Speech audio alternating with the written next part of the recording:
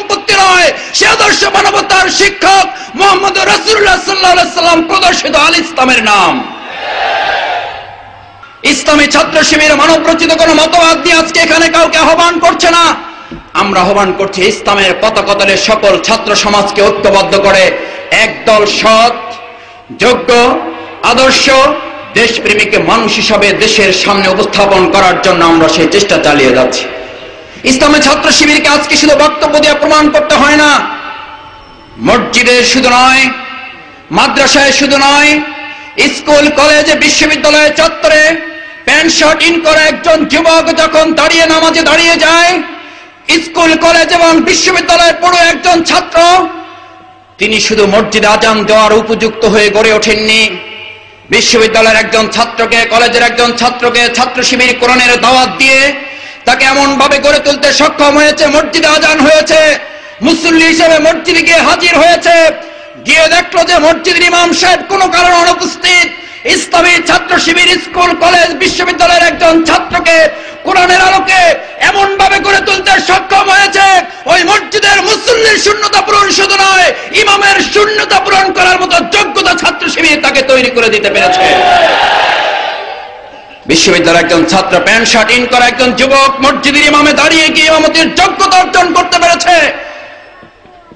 ইসলামী ছাত্র শিবির আর কিছু দিতে না পারলে অন্তত আমরা বলবো এই দেশ পরিচালনার জন্য আমরা এমন কিছু তরুণ, এমন কিছু যুবক উপহার দিতে পেরেছি। আপনি পিতা, আপনি অভিভাবক, আপনি মৃত্যুবরণ করার পর আর একজন আলেম ভাড়া করে নিয়ে এসে আপনার জানাজা পড়ানোর প্রয়োজন হবে না। আপনি কি চান না আপনার সন্তান আপনার কবরের পাশে দাঁড়িয়ে বলুক আল্লাহুম্মা কুর রাব্বিরহামহুমা কামা রাব্বায়ানি সগীরা? আপনার সন্তান আপনার জন্য বলুক ওয়াবিল ওয়ালিদাইনি ইহসানা। কোরআন আপনার সন্তানকে আপনার সাথে ভালো ব্যবহার করার যে শিক্ষা দিয়েছে, কোরআন শিখানো ছাড়া আপনার সন্তান আপনার সাথে ভালো ব্যবহার করতে পারে না। ইসলামী ছাত্র শিবির একজন তরুণকে সাথে সাথে মেধাবী হিসাবে গড়ে তোলার পদক্ষেপ নিয়ে এই সুনামগঞ্জ জেলা থেকে ইসলামী ছাত্র শিবিরের ঢাকা বিশ্ববিদ্যালয়ের সভাপতি, ইসলামী ছাত্র শিবির ঢাকা বিশ্ববিদ্যালয়ের সভাপতি যদি সুনামগঞ্জ জেলা থেকে উপহার দেওয়া যায়, আজকে ছাত্র শিবির সুনামগঞ্জবাসীকে বলতে পারে এই সুনামগঞ্জের সকল মেধাবী ছাত্রদের নেতৃত্ব দেওয়ার জন্য ছাত্র শিবির ছাড়া বিকল্প কোনো সংগঠন হতে পারে না। আমরা সেই মেধার স্বাক্ষর রাখতে সক্ষম হয়েছি। আমরা মেধাবীদেরকে নিয়ে সংবর্ধনা করছি, আমরা মেধাবী ছাত্রদের জন্য ট্যালেন্ট সার্চ প্রোগ্রাম করছি, আমরা মেধাবী ছাত্রদের জন্য লজিং এর ব্যবস্থা করে দিচ্ছি, তার জন্য টিউশনি ব্যবস্থা করে দিচ্ছি, বৃত্তি প্রকল্পের ব্যবস্থা করার মাধ্যমে একজন গরিব মেধাবী ছাত্রকে আমরা তার সহযোগিতা করার জন্য তার পাশে গিয়ে দাঁড়াতে পেরেছি। আজকে তাই আসুন সংগ্রামী সুনামগঞ্জবাসী, আমাদের বিরুদ্ধে আজ এক গভীর চক্রান্ত চলছে। ছাত্র শিবিরকে নিয়ে এক গভীর ষড়যন্ত্র শুরু করেছে যারা, তারা মনে করেছে ষড়যন্ত্র করে ছাত্র শিবিরকে শেষ করে দেওয়া যাবে। সর্বশেষ ষড়যন্ত্র হিসাবে আমাদের পার্শ্ববর্তী রাষ্ট্রের পক্ষ থেকে আমাদেরকে জঙ্গি তালিকায় নাম সংযোজন করে তারা ভেবেছিল পার্শ্ববর্তী রাষ্ট্রের হুমকি কিংবা তাদের দেওয়া জঙ্গি তালিকায় নাম দেখে ছাত্র শিবির ভয় পেয়ে যাবে। আমরা এই সকল ষড়যন্ত্রকারী মহলকে হুঁশিয়ার করে দিতে চাই, ছাত্র শিবির জঙ্গি কিনা তা ভারত প্রমাণ করার জন্য যথেষ্ট নয়, তা প্রমাণ করার জন্য আমেরিকা নয়, তা প্রমাণ করার জন্য রাশিয়া, ফ্রান্স, জার্মান নয়। ইসলামী ছাত্র শিবির জঙ্গিরা জঙ্গি কিনা তা প্রমাণ করবে বাংলাদেশের 14 কোটি মানুষ এখানে দাঁড়িয়ে। এদেশের মানুষ মনে করে ইসলামী ছাত্র শিবির তার সন্তানের একমাত্র নির্ভরযোগ্য প্রতিষ্ঠানের নাম হচ্ছে বাংলাদেশ ইসলামী ছাত্র শিবির। ষড়যন্ত্র করে কোনো লাভ হবে না, কারণ রাসূল করিম সাল্লাল্লাহু আলাইহি ওয়াসাল্লামের বিরুদ্ধে পাগল উপাধি দেওয়া হয়েছে, জাদুকর উপাধি দেওয়া হয়েছে, গণক উপাধি দেওয়া হয়েছে, কবি উপাধি দেওয়া হয়েছে, সেখান থেকে তাদেরকে ফিরানো সম্ভব হয়নি।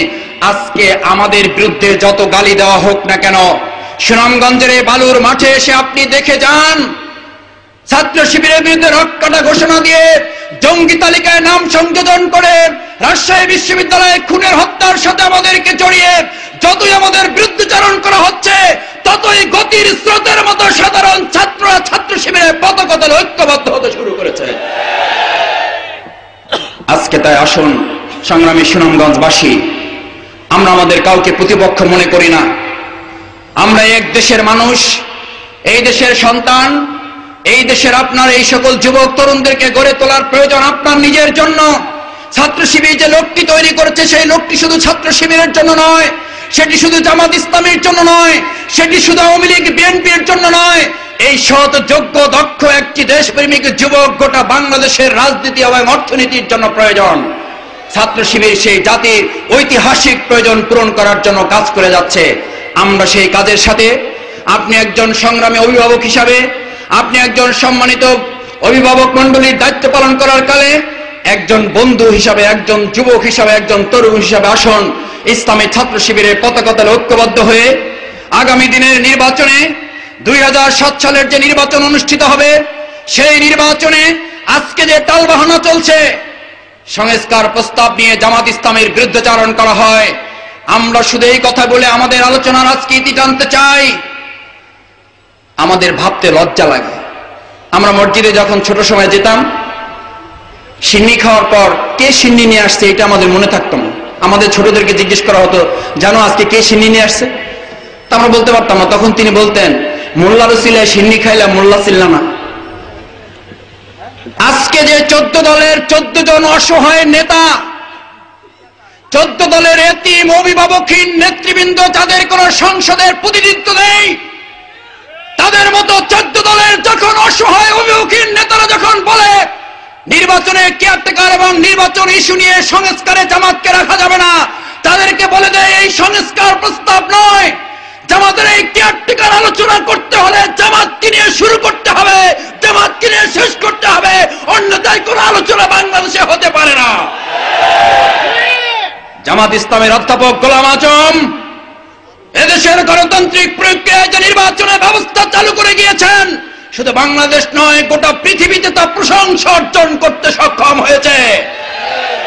আজকে যারা হই হুল্লোড় করেন, যারা খেকশিয়ালের মতো হুক্কা হুয়া করে মাঠে ডাকাডাকি করেন, তাদের মনে রাখা উচিত রাত্রিবেলা ডাকাডাকি করা যায়, দিনের বেলা মানুষের ঠেঙ্গানি আর বাঁশের লাঠির ভয়ে এই দেশে পালাবার জায়গা আপনাদের জন্য রাখা হবে না। জামাত ইসলামী, ইসলামী ছাত্র শিবির এদেশের ভাসে তোলা কোনো সংগঠন নয়, পাট পাতার উপরে কোনো পানি নয়, কচু পাতার উপরে কোনো টলটলমান জলবিন্দু নয়। ছাত্র শিবির এদেশের গণমানুষের ভালোবাসার একটি ছাত্র সংগঠন। এই ছাত্র শিবিরের বিরুদ্ধে কথা বলা মানে হচ্ছে জাতির বিরুদ্ধে কথা বলা। ছাত্র শিবিরের বিরুদ্ধে ষড়যন্ত্র করা মানে হচ্ছে গণতান্ত্রিক বাংলাদেশের বিরুদ্ধে ষড়যন্ত্র করা। ইসলামী ছাত্র শিবির আগামী দিনের নির্বাচন নিয়ে যারা বানচালের ষড়যন্ত্র করছেন, 2001 সালের নির্বাচন নিয়ে ষড়যন্ত্রের জবাবে ছাত্র শিবির এক ঐতিহাসিক দায়িত্ব পালন করেছিল। 2007 সালের নির্বাচনে ছাত্র শিবিরের তার চেয়েও দ্বিগুণ বাহিনী নিয়ে এক ঐতিহাসিক উজ্জ্বল ভূমিকা পালন করে তারা প্রমাণ করবে এই দেশ পরিচালনায় জামাত ইসলামী, ইসলামী ছাত্র শিবির ছাড়া বিকল্প কোনো রাজনীতির প্রয়োজন নেই। সেই উদাত্ত আহ্বান জানিয়ে আজকে এখন থেকে মাঠে ঘাটে রাজপথে বাড়িতে অলিতে গলিতে প্রত্যেকের দরজায় কর্নারে নিয়ে এই সুনামগঞ্জ জেলার মানুষকে বলতে হবে, আসুন, মানব রচিত মতবাদ নয়, কোরআন এবং ইসলামী মানব জাতির একমাত্র রক্ষাকারী, একমাত্র শান্তির বার্তাবাহক। আমরা সেই আল ইসলামের কথা বলার জন্যই ইসলামী ছাত্র শিবিরের বিরুদ্ধে অব্যাহত ষড়যন্ত্রের প্রতিবাদে আজ এই ঐতিহাসিক কর্মী সম্মেলন গোটা সুনামগঞ্জবাসীর জন্য এক আলোকবর্তিকা হয়ে ভূমিকা পালন করবে। আপনাদের সহযোগিতা, আপনাদের ভালোবাসা, আপনাদের সংস্কারের উদ্দেশ্যে সমালোচনা, এই সব কিছুকে আমরা পুঁজি হিসাবে গ্রহণ করে আমরা আপনাদের পাশে দাঁড়িয়ে আমার প্রিয় সুনামগঞ্জ জেলাবাসীকে জাতির প্রয়োজনে এক আদর্শ হিসাবে, জেলা হিসাবে গঠন করার জন্য আমরা সবাই ভূমিকা পালন করব। এই উদাত্ত আহ্বান জানিয়ে আমার বক্তব্য শেষ করছি। আল্লাহ হাফেজ। বাংলাদেশ জিন্দাবাদ, বাংলাদেশ ইসলামী ছাত্র শিবির জিন্দাবাদ, সুনামগঞ্জ জেলাবাসী জিন্দাবাদ। আসসালামু আলাইকুম ওয়া রাহমাতুল্লাহি ওয়া বারাকাতুহু।